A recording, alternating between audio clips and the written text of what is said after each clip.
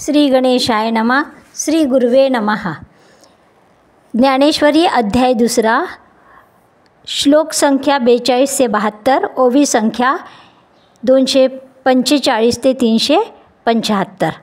स्थितप्रज्ञ पुरुषाला सांख्ययोग. स्थितप्रज्ञ पुरुषाला आणि स्थिर बुद्धी पुरुषाला कसे जाणावे हे अर्जुनाने श्रीकृष्णास विचारल्यानंतर नारायण उत्तर देतात की अर्जुना, ज्याची सर्वत्र अखंड समता असते आणि जो भूतमात्राशी सदैव असतो आणि इंद्रियावर ज्याची सत्ता असते तो स्थितप्रज्ञ समज.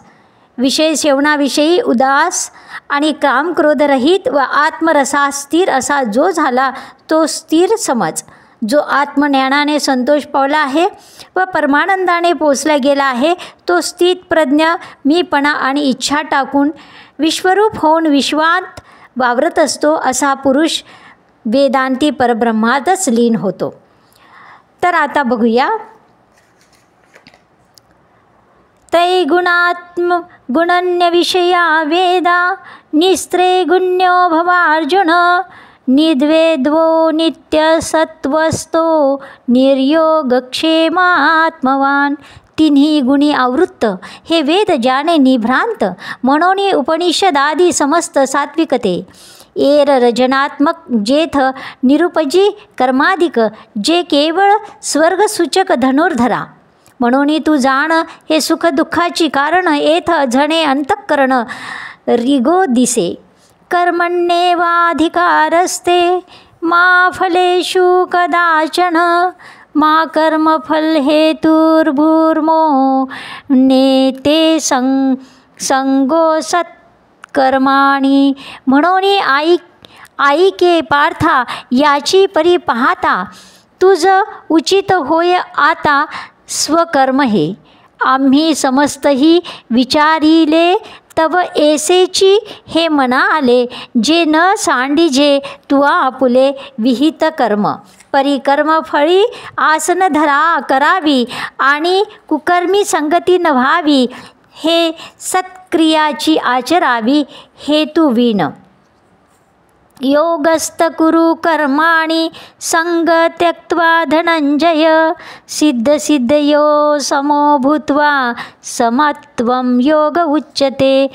तू योगयुक्त होऊन फळाचा संगू टाकून मग अर्जुना चित्त देऊनी करी कर्म. परी आदरिले कर्मदैव जरी समाप्ती ते पावे तरी विशेषे तेथ तोषावे हेही नको. की निमित्ते कोणे एके ते सिद्धी न बचत ठाके तरी तेथेची चेनी अपरी तोखे शोभावे ना. कर्मंज बुद्धियुक्ता हि फलं त्यक्त्वा मनीषिणः जन्मबंधा विनिमुक्ता पदम गच्छन्त नामयम्. ते कर्मितरी वर्तती परी कर्मफळा नातळई आणि याता याती न लोपती अर्जुनातया. स्थितप्रज्ञस्य का भाषा समाधिस्तस्य केशव स्थितद्धि किं प्रभाषेत किमासीत वज्रेत किम.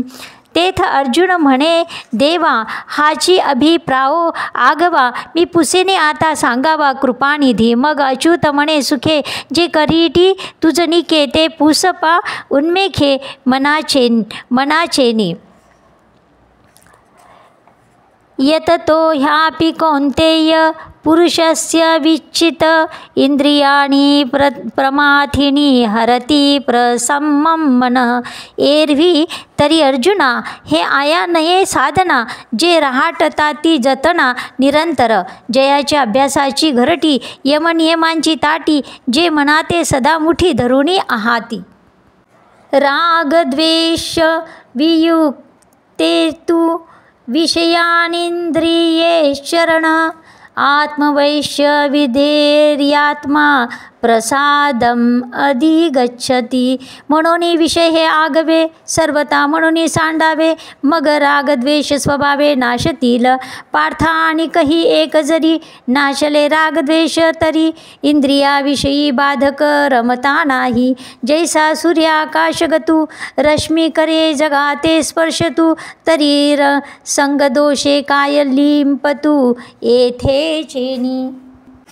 या निशा सर्वभूतानां तस्या जगती संयमी, यस्या जागृती भूतानी सा निशा पश्यन्तो मुने. देखे भूतजात निदेले तेथेची जया पाहले, आणि जीव जेथचे इले तेथ निद्रतू जो. विहाय कामान्य सर्वां पुमांचरति, निस्पृह विर्ममो निरंकार सह शांतिम अधिगच्छति. एषा ब्राह्मी स्थिती पार्थ नैना प्राप्य विमुह्यति, स्थित्वा स्यामन्तकालेऽपि ब्रह्म निर्वाणं मृच्छति. ऐसा आत्मबोधे तोषला जो परमानंद पोखला, तोची स्थित प्रज्ञू भला ओळखतू.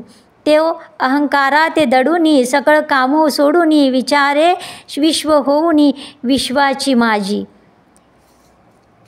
हे ब्रह्मस्थिती निस्सीम जया अनुभवती निष्कामते पावले परब्रह्म अनायासे. जे चिद्रूपी मिळता देहाती ती व्याकुळता, आड ठाको न सके चित्ता प्राज्ञा जये.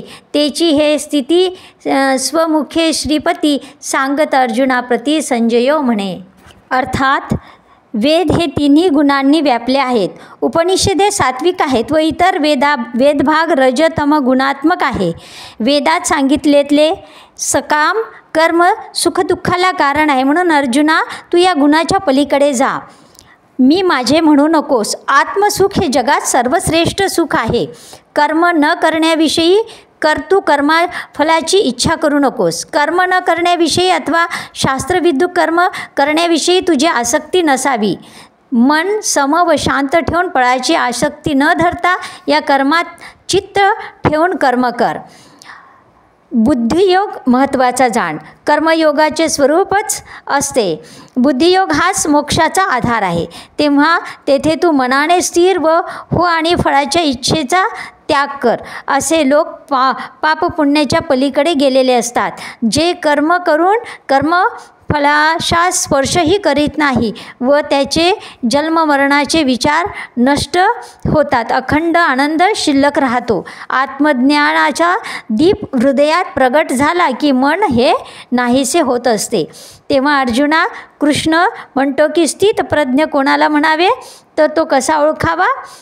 अर्जुन म्हणतो श्रीकृष्णाला, तर जो अखंड समाधी भोगतो त्याला कोणत्या लक्षणांनी जाणावे विचारल्यानंतर तो अशा पद्धतीने सांगतो की आत्मस्वरूपाचे विश्वव्यापक बनलेला असतो. म्हणजे अर्थातच तो मोहामध्ये क्रोधामध्ये अडकलेला असतो. कोणत्याही काळी त्याला भय नसते.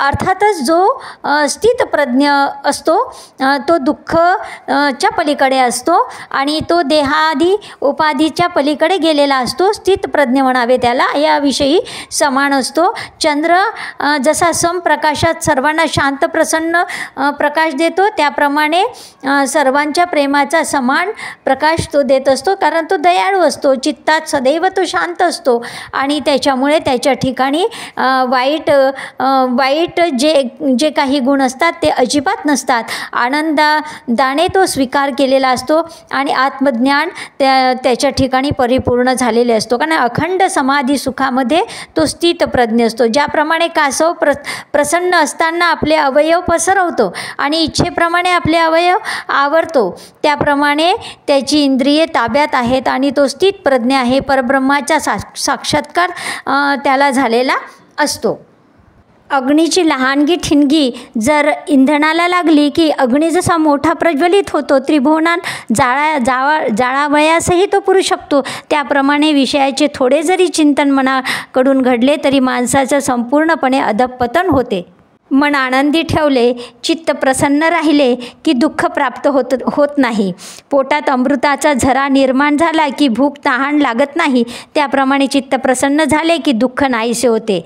निवाऱ्याच्या ठिकाणी दिव्याची ज्योत कंपायमान होत नाही. त्याप्रमाणे या अवस्थेत प्रज्ञा स्थित असते.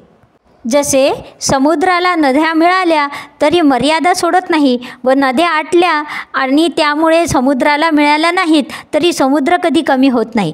त्याप्रमाणे मुक्त पुरुषाला रिद्धी सिद्धी प्राप्त झाली तरी त्याला हर्ष होत नाही व प्राप्ती झाली नाही तरी तो दुःखी होत नाही. विषयाची इच्छा करणारा नेहमी दुःखी होतो आणि जो पुरुष मनातील सर्व विषय त्याग करून निरीच्छ ममतारहित अहंकाररहित होतो तो विषयाशी एकरूप होऊन जातो. सर्वत्र अखंड शांतीने संचार करतो. साऱ्या विश्वाशी पोकळीशी एकरूप होतो. इथे दुसरा अध्याय संपलेला आहे. कृपया माझ्या चॅनलला सबस्क्राईब करा. आवडल्यास लाईक शेअर करा. जय जय गुरुदेव दत्त. श्री स्वामी समर्थ. धन्यवाद.